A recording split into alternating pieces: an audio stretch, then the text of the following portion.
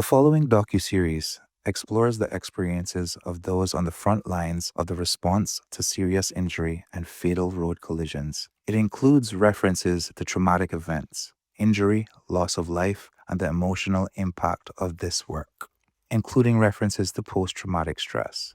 Viewer discretion is advised. My name is Timothy Munroe Jr. Badge number is going to be PC345, and I currently work with the Royal Cayman Islands Police Service amongst the Traffic Department, or officially known as the Traffic and Roads Policing Management Unit. I assist with investigating minor to serious road collisions, as well as enforcing the traffic roads and keeping people safe out there on the roadways. I have been with the Royal Cayman Islands Police Service going to be 4 years now, and during this time I have responded and dealt with over 1,400 incidents, minor accidents, serious accidents, so far 2 fatal accidents that I have investigated, and as well as road enforcement incidents. When we're dispatched to what would be a serious injury or even a fatal accident, there's always so much that goes through our mind.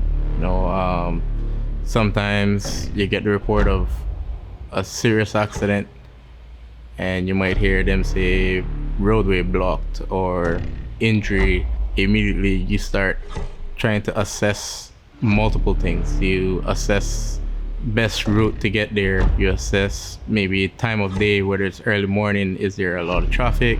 Later in the afternoons when schools are letting out the pedestrians that are on the roadway, those sort of things, because you have to keep in mind not just how best to get there, but also how safe to get there. Our number one priority is always going to be preservation of life. Is it something we can handle, or is it something that we have to just kind of contain until emergency service get there, or do we need fire service? All those sort of things. Once we get on scene, we have to now reassess and evaluate.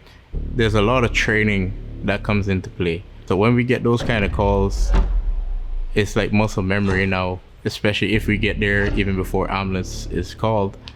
Being the first ones there, sometimes you have to now really reevaluate and be able to relay back to Central to inform the ambulance, hey, this is what we have, this is what we need, and then try to maintain and contain the situation until they're able to arrive. One particular shift that stands out to me, it was a night shift. We would have started at 3 p.m. to finish at 2 a.m. the next morning. It would have been myself, one other officer, then along with us we also had a probationer who was still in training, seeing what it's really like to continue their training until graduation. The other officer who was with us, he had to go home because he wasn't feeling well, so that would have left just me along with the probationer. The radio, as some would say, came to life.